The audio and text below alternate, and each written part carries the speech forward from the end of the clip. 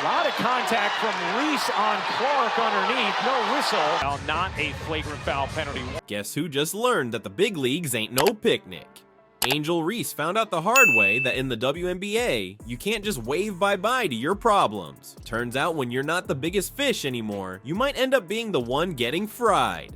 Before we move on, I'd like to ask you a small favor. If you appreciate this content, please take a second to like this video and subscribe to the channel. Over 98% of you watch the videos without subscribing. It costs you nothing, but it makes a huge difference to us. So did you click the subscribe button?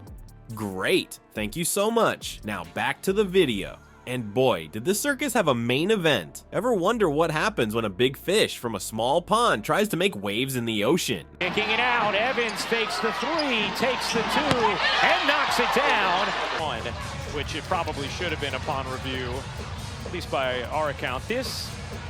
Angel Reese just gave us a masterclass in how to turn a blowout loss into a personal PR nightmare. Picture this, the game's a lost cause, your team's getting whooped, and what do? If you're Angel Reese, you decide it's the perfect time to pad those stats like you're stuffing a Thanksgiving turkey. It's like showing up late to a party and then bragging about how many snacks you ate after everyone else went home. Classy move, Angel. Our girl managed to rack up a double-double with 11 points and 13 rebounds. Impressive, right? Well, hold your applause, folks. She shot a whopping 30.8% from the field. That's like bragging about how many times you've been to the moon when you can't even find your way out of a paper bag. But wait, it gets better. In the dying moments of the game, when all hope was lost, Angel was seen frantically calling for the ball. Was she planning a miraculous comeback? Nah, she was just trying to bump up those numbers. It's like she thought the scoreboard was a slot machine and she was one pull away from hitting the jackpot.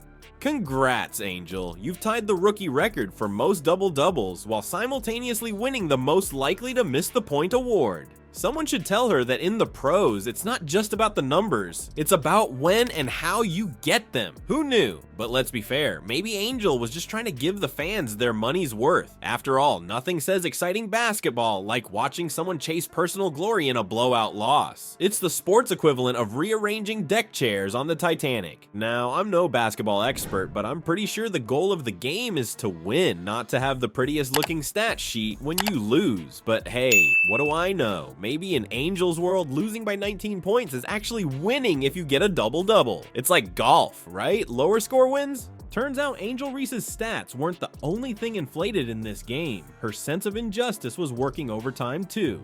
What do you get when you mix a flagrant foul, sour grapes, and a dash of conspiracy theory? Apparently, it's Reese's recipe for a post-game meltdown. Just when we thought the show was over, Angel decided to give us an encore performance. But this time, instead of padding her stats, she was padding her excuses. Our girl managed to turn a simple foul into a full-blown conspiracy theory. It's like she thought she was starring in her own basketball version of the X-Files. Picture this, Reese in all her rookie glory decides to play a little game of whack-a-Clark during the match. She swings at Caitlin Clark's shot attempt like she's trying to swat a fly with a sledgehammer. Spoiler alert, it didn't end well. The refs, being refs, decided that maybe, just maybe, hitting an opponent in the head isn't exactly kosher in professional basketball. Who knew? But wait, it gets better. Instead of taking her lumps like a pro, Reese decided to channel her inner Alex Jones in the post-game press conference. She implied that Clark gets special treatment from the refs, saying, I guess some people got a special whistle. Oh sure, Angel, because refs are known for their favoritism towards, checks notes, the most popular players in the league. Makes total sense. It's like she thought she was still playing college ball where you can get away with a little rough housing. Surprise, Angel, the big leagues have big girl rules. You could have gotten Reese for a personal, but can also see that being a no call.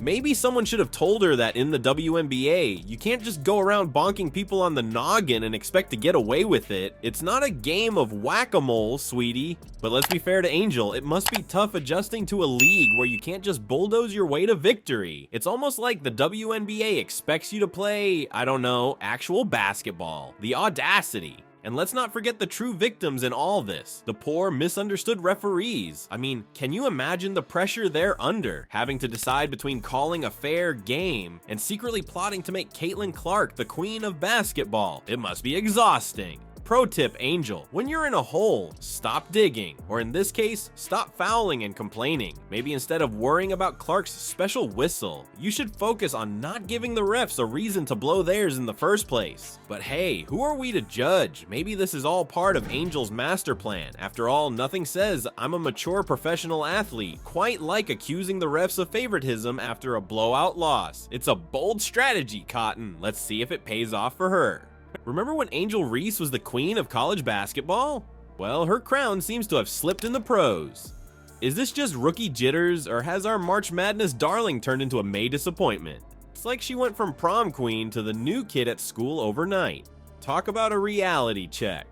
Our girl Angel is learning the hard way that the WNBA isn't just a bigger version of college ball. It's like she showed up to a Michelin star restaurant wearing her McDonald's uniform. Honey, this ain't the dollar menu anymore. The Chicago Sky are on a 5-game losing streak. At this rate, they might want to change their name to the Chicago Y, or maybe the Chicago Psy. It's like watching a group of cats try to herd themselves. Spoiler alert, it's not going well. But let's not be too hard on Angel. After all, she's still putting up some decent numbers. She's got a double-double streak going, which is impressive for a rookie. It's just a shame that those double-doubles are about as useful as a screen door on a submarine when your team is losing by 20 points. It's like she's playing her own personal game of Monopoly while the rest of her team is trying to win at basketball. I've got hotels on Boardwalk and Park Place, she shouts, while the other team is busy scoring actual points.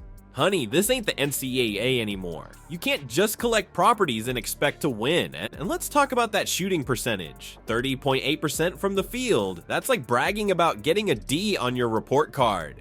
But mom, at least I passed. Yeah, barely, sweetie. Maybe spend less time practicing your trash talk and more time practicing your jump shot. It's almost like Angel thought she could just waltz into the WNBA and dominate like she did in college. Surprise. The pros play defense too. It's not just a bunch of cardboard cutouts standing around while you show off your moves.